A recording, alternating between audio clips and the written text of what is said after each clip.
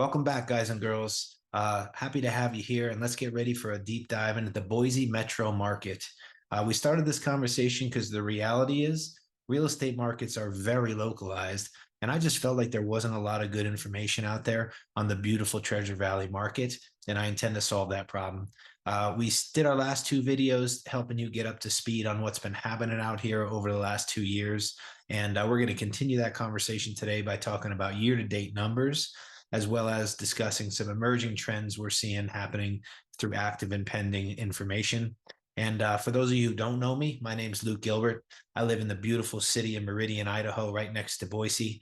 I sell and manage real estate across both Ada and Canyon County here in the Treasure Valley. And I'm currently involved in a development project in Southwest Meridian. And I'm here to help. Anything I can do, please let me know. Thanks for being here, and let's dive in. All right, guys, June sold data is in. Now, as I mentioned in previous videos, we get this data from two sources. We track it using the statistician hired by Keller Williams to create beautiful end of month reports. That's specific to our sold data. Keep in mind, guys, sold data is a lag metric, meaning it happened previously. And trends in real estate happen quickly. So we stay on top of that by tracking active listings into pending listings. And then monthly, we get our sold data reported to us by a wonderful statistician here at Keller Williams Realty Boise. With that said, I'm going to dive into the numbers on a year over year basis. We're going to be comparing new construction to resale in both Ada County and Canyon County. And we're going to uncover some of the trends that we're seeing happening here. So without further ado, let's jump in here on June's market data. So June in the existing space and existing home is not new construction. Long story short, we are watching a downward trend in both new construction and resale market. You'll see it's happening faster in new construction. Now, if you watched my first video on the market out here, you've seen that new construction did 20% appreciation in 2022, which was a huge number considering the market was at least advertised as deteriorating. Corrections in that space are coming to us from labor costs having some pressure on labor costs, but especially on lumber prices and other building materials. I want to say we're down about 10% in a builder's cost to build a project. And so we're seeing some of that reflected in the price tag. Also, builders are in the position of selling houses professionally as opposed to a resale home being sold by an individual, and they incentivize the market to buy their product in order to keep their crews busy, keep their product on market, and stay selling houses. So I would say what we're seeing here, it also reflects in Canyon County is new construction is seeing a faster correction this year than resale. And we also saw it do a considerably faster pace of appreciation in 2022. But in Ada County, guys, you're going to hear me talk a lot about the relationship of these two numbers. This is existing price per square foot. This is new price per square foot. As we looked at it coming out of May, it was actually $1 more expensive to buy new construction than it was resale. We're right back to a neutral position. I say it all the time. If you have a choice between old and new, and they cost the same, which would you buy? I go new all day long, and we've actually seen considerable discounts to buy new. Keep this in mind too as your approach, and we'll do a deeper dive video on new construction versus resale. But to touch on it here, guys, the reality is you're not competing in a new construction environment. They want to sell two houses rather than run the price up on one house. So oftentimes I'm still getting a concession going in. We offer asking price and we get terms regardless of as long as we're qualified as a borrower. They're not taking a magnifying glass to our lending criteria, and we are not expected to have a sizable down payment to win. So I think there still is quite an opportunity to buy a new home here in the Treasure Valley. And I think that exists across parts of America as well. We're not the only state in the country where new construction is the leading force in inventory, or one of the leading forces in inventory, and ultimately having a significant impact on the cost of a house out here, but also in some cases cheaper than buying something that's old. All right, so that's touching on it here. Check this out in Canyon County. The new construction is, what is that, $9 cheaper? $6, yeah, $7 cheaper per square foot to buy a new home in Canyon County versus an existing home. And you would say, oh, yeah, well, look at the difference in price. Well, they were building considerably smaller houses in Canyon County specifically, and you're getting a newer, bigger home for less money right now in Canyon County. And check this out. This is a big part of the reason it's competitive. There's only 331 active listings in Canyon County, and there's 283 new construction listings. That is almost a neutral. One's barely better than the other, putting a lot of pressure on resale price, which is why it's more expensive than new construction. And some people say, well, they're not building houses the way they used to, or I would never buy a new home today. There's 100 reasons people go for resale over new construction. I don't agree with that position, but that's irrelevant. That's absolutely why we're seeing a higher price tag per square foot. Part of it is smaller houses. The other part is they're competing. New construction has to be cheaper to compete. All right, back up to here to Ada County for a second here too. We're seeing active listings come down for you know what, this is a good opportunity, guys, to jump into our active data. So this is we track this on a daily basis for the team here. We're going to start with active, and then we're going to take you into pending information. We track these numbers because what happens in active shows up in pending, shows up in sold. So our lead metric here is active listings, and so every day we're out here tracking, first of all, how many listings we have. Just ran these numbers this morning. This is 1,788 active listings. That is considerably lower than this time last year when we were pushing high 2,000s, almost 3,000 listings. If I walk this back a little bit too, you'll see we saw a spike of activity coming out of the holiday. That's not unusual. I think also July can be a slow month out here with people not only camping, but hiking and taking vacations. So there oftentimes is a little bit less demand than there is active listings. But you'll see that we've consistently been staying right around that 18. Here we are again at the end of June, coming back into May. I mean, right, 16, 15. I mean, they're just, yes, you could say we're trending up in the number of listings, but considering we're going in the summer, which is when 75% of home selling activity happens, we're not really seeing an influx of inventory that has any effect on a deterioration in price. And as you'll see here too, active median days on market is 38. Active average days on market is 55.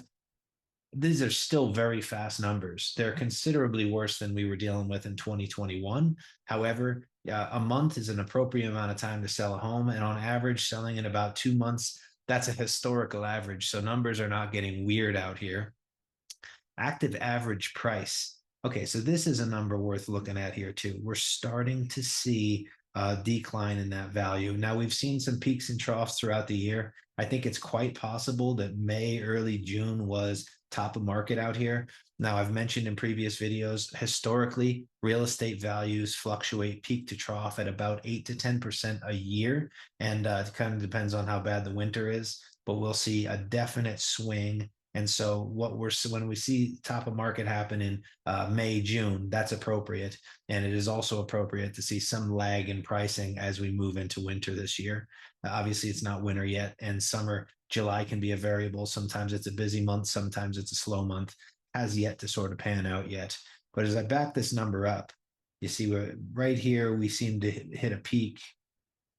And that could, oh, here we are again at a similar number, backing it off, coming down into the high sevens. Here we go into the high sixes. So we definitely it's quite possible that we're seeing a peak right around here. Where did we hit that? 730.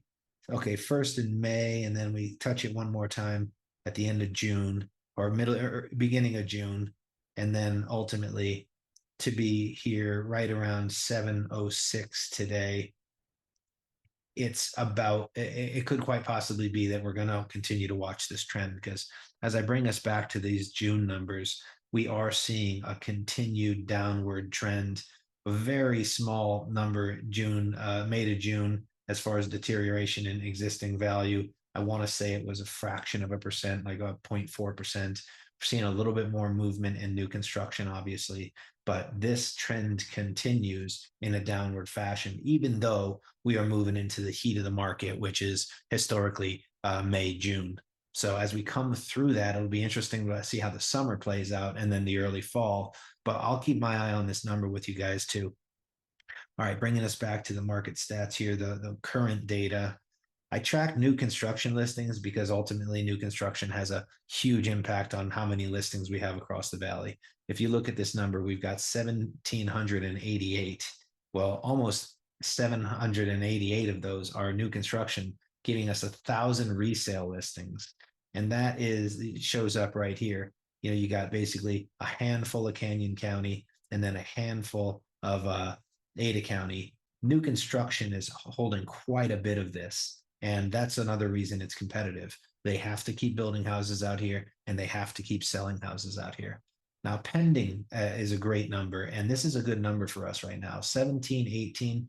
That means we currently have 1,718 homes pending, being sold as we speak. As we go down the list here, too, I like to back it up a little bit. Let me just make sure I have my dates set the right way here. Back that up, flip it around. Okay, here we go. So bringing it back over, pending listings. Okay, so pending listings at 718. Obviously, we started picking up speed right after the holiday. Here we go, coming back 17, 17, 16. It's basically been a low to mid 17s. Okay, we touch 18 in May. That's still very low numbers compared to, if we look at months of inventory for our sold data here, bringing it back over, we got months of inventory here.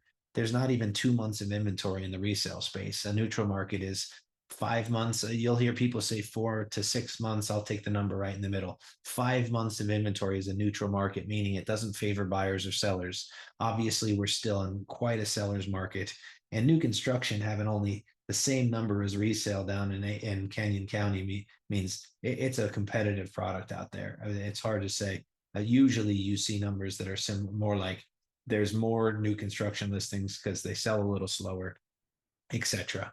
But that's an important metric to look at here when we're looking at months of inventory against pending listings. I mean, that number is not moving. 8 days for median days on market for a pending listing is 8 days, guys. That means half the homes in the valley that are pending sold in less than 8 days, 8 days or less. Average days on market for a pending listing is 27. So if you get your price right in this town, you're gone in a month. If you really are nailing your strategy, you're gone in 8 days out here. And if we back that number up, that number has not changed. In fact, six, that's insanely low. 6, 7, 8, 6, 7, 8. Going back, okay, we touched 9 there in May. I mean, here's when we crossed over into single digits in April. So we've crossed into single digits and we've stayed there. And we'll see. Maybe things are changing now. Maybe this 7 to 8 is an uptick in days, but as you look at this, there's hardly any movement in how quickly homes are selling with a smart price strategy. Average price, we're going to see more movement in average prices out here. Basically, it means the $3 million house can skew an average pretty easily. So I tend to focus on median home value, which is the halfway mark for homes priced in the valley, but still touching on average pending price, which is the evidence of price strategy and active listings. Average pending price, if we walk it back here too, we're currently at 567.